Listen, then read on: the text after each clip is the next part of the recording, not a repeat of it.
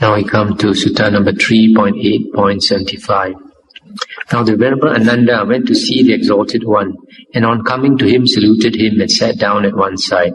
As he thus sat, the Exalted One said this to the Venerable Ananda: Ananda, one for whom you have fellow feeling, and those who think you should be listened to, whether friends or intimates or kinsmen or blood relations.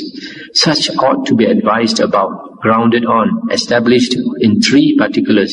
What three? They should be advised about, grounded on, established in unwavering loyalty to the Buddha. Thus, he it is, the Exalted One, that Arahant, who is a fully enlightened one, etc., teacher of Devas and mankind, a Buddha, Exalted One. They should be advised about, grounded on, established in unwavering loyalty to Dhamma. Thus, proclaimed by the Exalted One is Dhamma, etc., etc., to be understood by the intelligent, each for himself. They should be advised about, grounded on, established in unwavering loyalty to the order or Sangha. Thus, they walk righteously, the Exalted One's order of disciples, etc., etc., a field of merit unsurpassed for the world. There may be change, Ananda, in the four great phenomena, the elements of earth, water, fire and wind. But there can be no change in the Aryan disciple blessed with unwavering loyalty to the Buddha. By change I mean this, that such a one should be reborn in hell, in the womb of an animal, or in the realm of ghosts, is an impossibility. There may be change, Ananda, in the four great phenomena, but for the Aryan disciple blessed with unwavering loyalty to the Dhamma, there can be no change. I mean that such a one should be reborn in hell, in the womb of an animal, in the realm of ghosts, is an impossibility. There may be change, Ananda, in the four great phenomena, but for the Aryan disciple blessed with unwavering loyalty to the Sangha, there can be no change. I mean that such a one should be reborn in hell, in the womb of an animal, in the realm of ghosts, is an impossibility. So, Ananda, one for whom you have fellow feeling, should be established in these three particulars. Here in this sutta, the Buddha is saying that those of our family members and friends and others who will listen to us, we should bring them to have faith in the Buddha, Dhamma and Sangha. If they have faith in the Buddha, Dhamma and Sangha, then they'll learn the Dhamma. And when they understand the Dhamma and they have unshakable faith in the Buddha, Dhamma and Sangha, then the Buddha has said elsewhere that means they have entered the stream, and a person who has entered the stream has become an Arya. He can never be reborn into the three woeful planes, can never be reborn in the hell realm, in the animal realm, or in the ghost realm. But then how do we attain unshakable faith? We have to remember it is by understanding suttas like these, the words of the Buddha. I always say that the suttas, understanding the suttas are very, very important.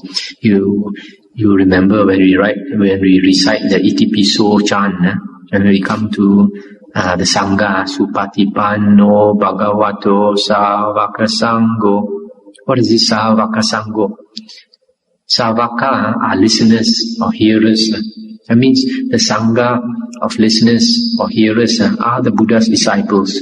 They always listen to the Buddha's words. That's why they are called Savakas. So we have to be like them. We can continue listening to the Buddha's words, and then we get a lot of wisdom and we have right view, and then we would have entered the stream according to the Buddha's teaching. Now the next sutta is 3.8.76.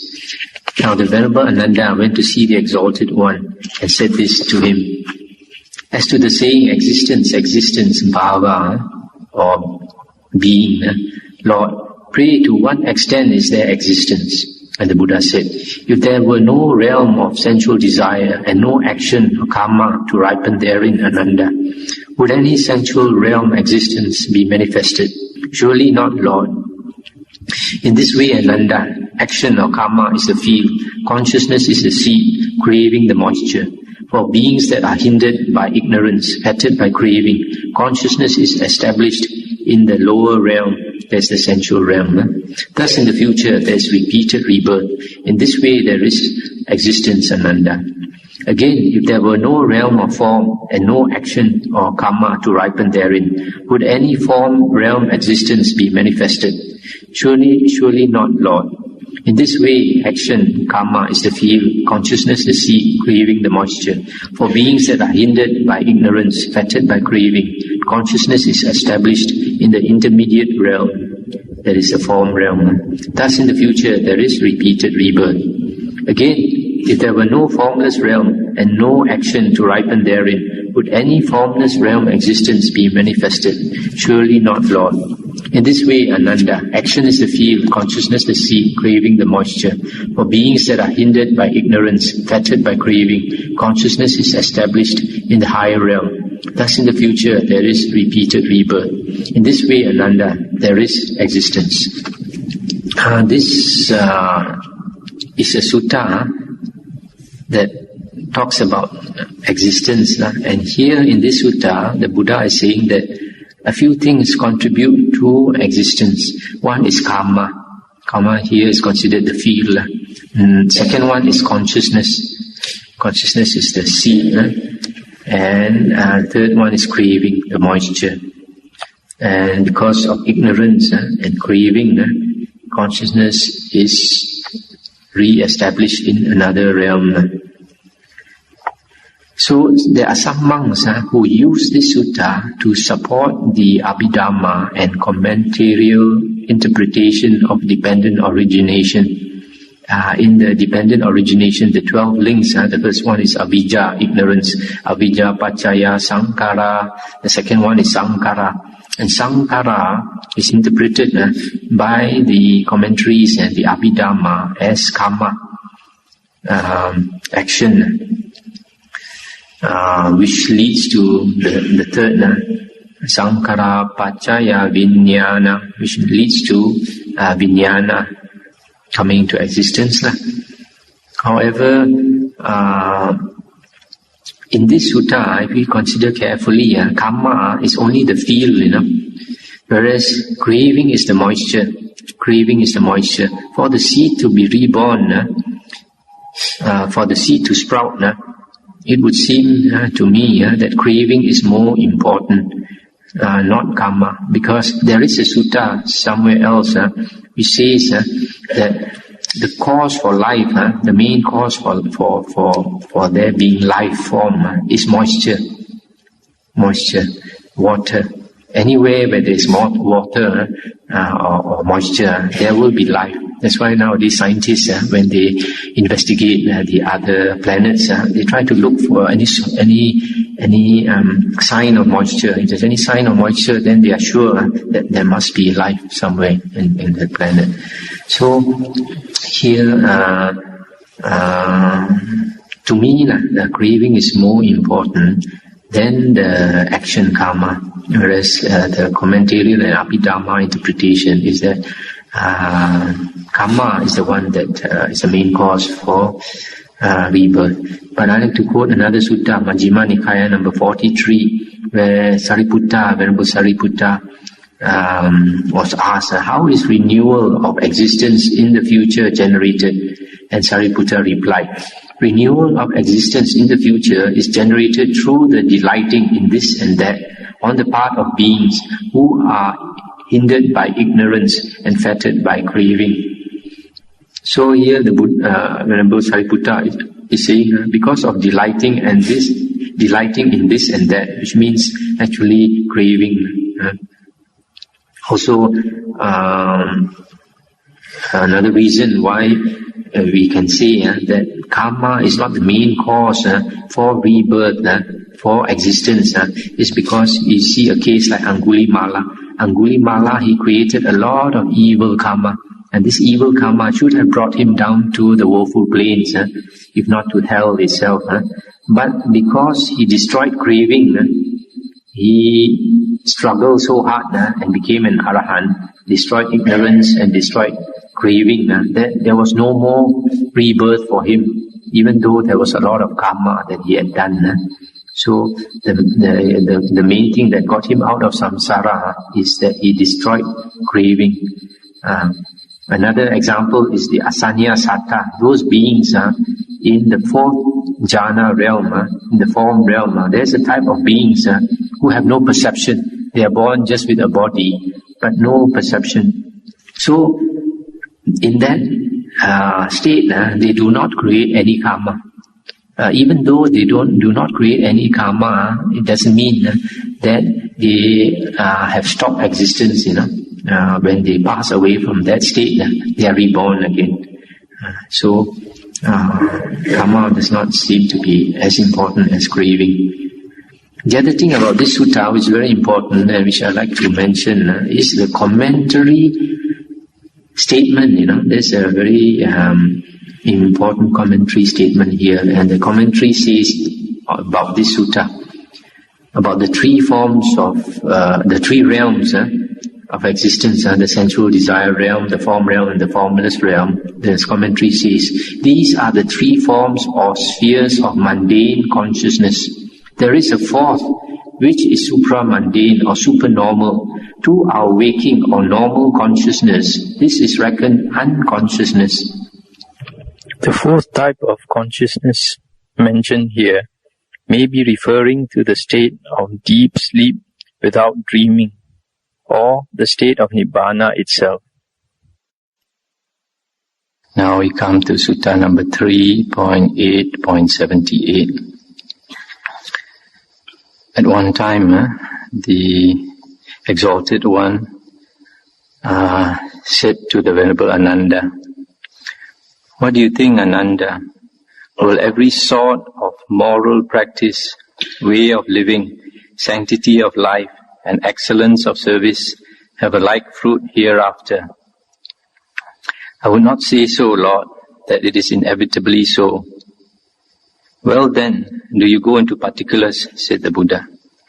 And Ananda replied, "For instance, Lord, that moral practice, way of living, sanctity of life, and excellence of service which increase unprofitable states and decrease profitable states in him who observes them, such moral practice and so forth have not a like fruit hereafter. But that moral practice, way of living, sanctity of life, and excellence of service which increase profitable states and decrease unprofitable states in him who observes them, such moral practice have a like fruit hereafter." So said the Venerable Ananda, and the teacher agreed with him. Then the Venerable Ananda, thinking, "The teacher agrees with me," rose up from his seat, saluted the Exalted One by the right, and went away.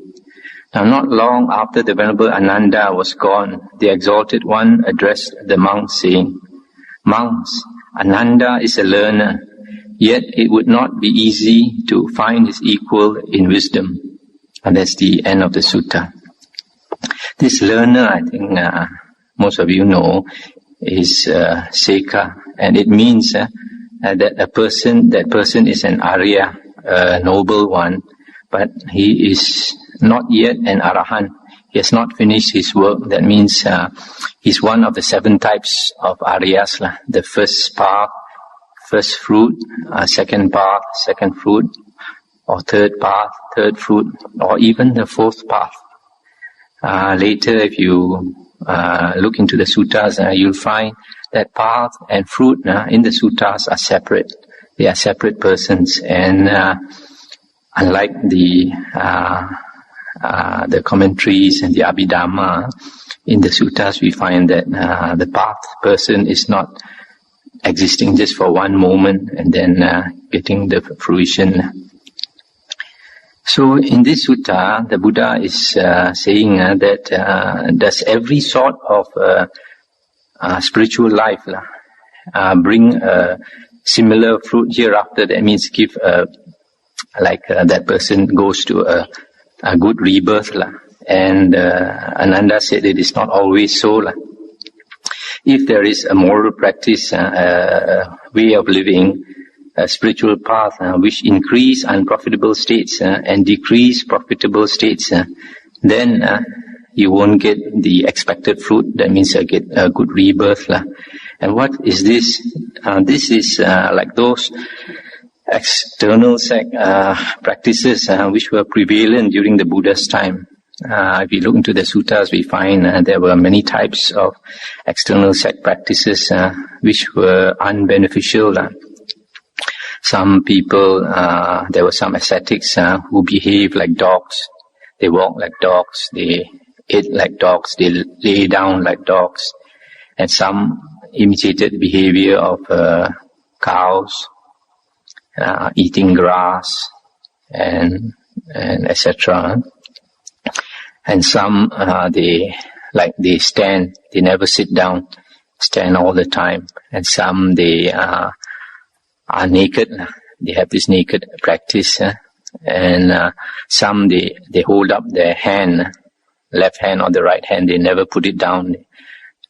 For years and years, they just keep it up like that. So, all these practices are unbeneficial practices, and they would not give a profitable result. But what is important, the Buddha, the Venerable Ananda said, which the Buddha agreed, was that kind of spiritual life which increases profitable states and decreases unprofitable states. Then you would get the desired result. And what is this increasing profitable states? Profitable states are those wholesome states of mind where a person has less greed, less hatred, and less delusion. Whereas the unprofitable states are those where you have more defilements, you have more greed, hatred, and delusion, and other similar qualities like jealousy, anger, malice, or ill will, etc. So, the Buddha said that even though Venerable Ananda is a learner, and we know that Venerable Ananda was a Sotapanna, a first fruit attainer, and Buddha said even though he's only a first fruit attainer, it will be quite difficult to find his equal in wisdom, which shows that Venerable Ananda is a very wise person. Now the next sutta is 3.8.79.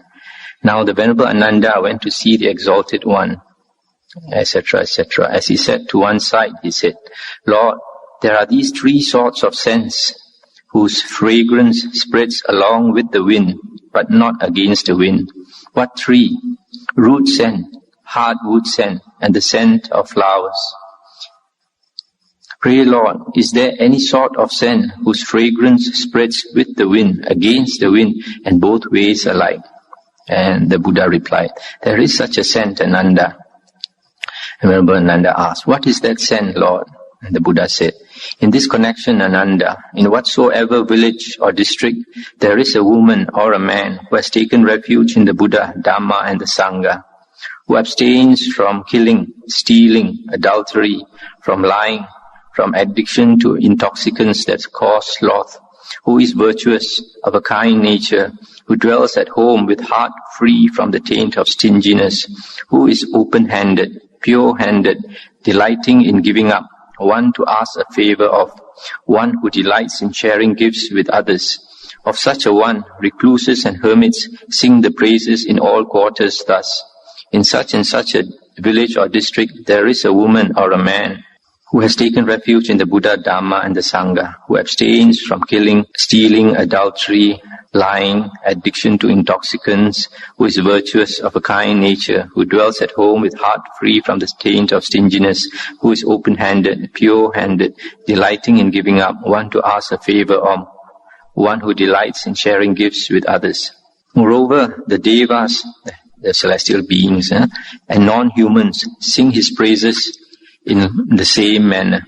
This, Ananda, is the sort of scent whose fragrance goes with the wind, against the wind, and both ways alike. In this sutta, the Buddha said there is the scent of the virtue. If you have the scent of virtue, it spreads far and wide. Not only these renunciants know it, but all the spirits around, they know it, like the tree spirits, the earth spirits, the river spirits, and higher spirits all around. They know and they spread the word around. So, since all these beings know, you can be quite sure if a person is virtuous, he will have a lot of protection. The next sutta is 3.8.80. Now the Venerable Ananda went to see the Exalted One, paid respect, etc., and sat to one side.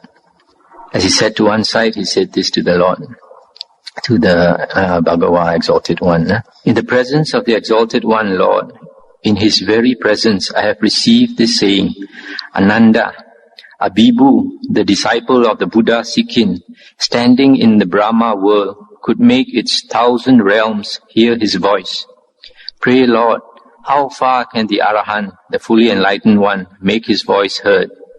And the Buddha said, he was just a disciple, Ananda. Immeasurable are the Tathagatas. That means the Buddhas. Then a second time, and yet a third time, the Venerable Ananda put the question. Then the Exalted One answered, have you ever heard, Ananda, of the system of the small 1,000-fold worlds? And Ananda said, now is the time for this, O Exalted One. Now is the time for this, O Wayfarer, Sugata, for the Exalted One to speak. Hearing the Exalted One, the monks will bear it in mind. And the Buddha said, then Ananda, do you listen, attend closely, and I will speak. I will, Lord, replied the Venerable Ananda to the Exalted One. And the Buddha said, as far as the moon and sun move in their course and light up all quarters with their radiance, so far extends the 1,000-fold world system. Therein are 1,000 moons, 1,000 suns, 1,000 Sumerus, lords of mountains, 1,000 Jambudipas, 1,000 Aparagoyanas, 1,000 Uttarakurus, 1,000 Puba Videhas, 4,000 mighty oceans, 4,000 mighty rulers, 1,000 four great rulers, 1,000 heavens of the 33, 1,000 Yama heavens, 1,000 heavens of the Tusita Devas, 1,000 heavens of the Devas that delight in creation, 1,000 heavens of those Devas that delight in others' creations, 1,000 Brahma heavens. This, Ananda, is called the system of the small 1,000-fold worlds. A system 1,000-fold the size of this is called the medium 1,000-fold world system. A system 1,000-fold the size of this is called the great 1,000-fold world system. Now Ananda, if he wished it, the Tathagata could make his voice heard throughout this last named world system, or even further if he chose. And Ananda said, pray Lord, how could that be done? And the Buddha said, in this connection, Ananda, the Tathagata suffuses with radiance the great 1,000-fold world system. When its inhabitants perceive this, then the Tathagata would give utterance and make the sound heard. That is how he would do it. At these words, the Venerable Ananda exclaimed to the Venerable Udayan, it is indeed a gain for me. Well gotten indeed by me it is that my teacher is of such mighty power and majesty. Whereupon the Venerable Udayan said to the Venerable Ananda, what is it to you, Reverend Avuso, Ananda, that your teacher should be of such mighty power and majesty? At these words the Exalted One said to the Venerable Udayan, say not so, Udayan, say not so, Udayan. If Ananda were to make an end without attaining perfect freedom from passion, yet by virtue of his heart of faith, he would 7 times win rule among the Devas. 7 times would he win rule in this rose apple land, Jambudipa. However, Udayan, in this very life, Ananda shall attain to final passing away. This is quite an interesting sutta where the Buddha quoted the previous Buddha, Buddha Sikhin. Buddha Sikhin in some sutta, the Buddha mentioned that he contemplated 91 world cycles, the past 91 world cycles, and he saw 6 Buddhas. 91 world cycles, aeons. It's such a long time. He only found 6 Buddhas, and one of those was the Buddha Sikhin. And he had a disciple, Abhibu. There's another sutta about this incident where the disciple Bibu, he spoke a few verses and 1,000 world systems could hear his voice. And yet the Buddha says that he was just a disciple compared to the Buddhas. And the Buddhas can make their voice heard over a long distance. But I think I've seen one of the suttas where the Buddha said that not all Buddhas are the same. So in this case, our Buddha is just quoting himself. And first he talked about the 1,000-fold world system. And it is mentioned somewhere else that a world system consists of a sun. Every world system consists of a sun, what we call a star. And around that sun are supposed to be 4 continents. 4 continents, those names I mentioned just now. Jambudvipa is on the south. Then Aparagoyana, then Uttarakuru and Puba Videha. And then you have Mount Sumeru is supposed to be a mountain. Maybe this is this mountain. So far we don't see it around here. It might be one of those fine material worlds. It's just like a spirit world. There are a lot of spirits around, but very few people can see them. And then the other heavens were mentioned. Now this 1,000-fold world system could be something like a galaxy. And the Buddha mentioned somewhere about there's a term the Buddha used, Chakravala. Chakravala. Chakra is a disc. It's a disc, and we know a disc is flat. And nowadays they realize that a galaxy is flat like a disc. And so the Buddha said he could make his voice heard over such a great distance. So this is one instance. You see, even Arahant, disciple of a Buddha, can have such a mighty psychic power. But just speaking normally, he could make his voice heard over 1,000 world systems. The other thing about this sutta is the Buddha said that Ananda's great faith in the Buddha can make him 7 times the king of the Devas. I think that's Sakadeva Raja, king of the 33 heavens, Tavatimsa heaven. Said, and it's only, there's some later books only say when you have faith in the Buddha that you can get out of samsara. Actually, it's not. Just having faith like this can make you reborn into a heavenly world. But if you have unshakable faith in the Buddha, Dhamma and Sangha plus virtue, then the Buddha said you have attained the way, the first path. And also the other thing about this sutta is you find that the Buddha made a prediction here that Ananda will attain to arahanthood in this very life. The next sutta is 3.9.81. The Buddha said, monks, there are these 3 pursuits of a recluse to be put in practice by a recluse. Samana. What 3? The undertaking of the training in the higher morality, the higher mind, and the higher wisdom. These are the 3. The higher morality is the Adi Sila, higher mind is the Adi Chitta, and the higher wisdom is Adi Panya. These are the 3. And the Buddha continued, wherefore, monks, thus must you train yourselves. Keen shall be our desire to undertake the training in the higher morality. Keen shall be our desire to undertake the training in the higher mind and in the higher wisdom. That is how you must train yourselves. Suppose, monks, an ass follows close behind a herd of cows, thinking, I'm a cow too, I'm a cow too. But he is not like cows in color, voice, or hoof. He just follows close behind a herd of cows, thinking, I'm a cow too, I'm a cow too. Just in the same way, monks, we have some monk who follows close behind the order of monks, thinking, I'm a monk too, I'm a monk too. But he has not the desire to undertake the training in the higher morality which the other monks possess, nor that in the higher mind, nor that in the higher wisdom which other monks possess. He just follows close behind, thinking, I'm a monk too, I'm a monk too. Wherefore, monks, thus must you train yourselves. Keen shall be our desire to undertake the training in the higher morality, the higher mind, and the higher wisdom. That is how you must train yourselves. This is another interesting sutta here. The 3 things, the Adi Sila, Adi Chitta, and Adi Panya, is explained in another sutta which I shall come to soon. You see, in this sutta, the Buddha said, if a monk does not train in these three things, the higher morality, that means he keeps the precepts, and he does not train in the higher mind, which later on you find is concentration, and he does not train in attaining wisdom, then he is not a monk, even though he wears the robe, even though he looks like a monk. So you see, sometimes the Buddha can be very strict, very serious, very...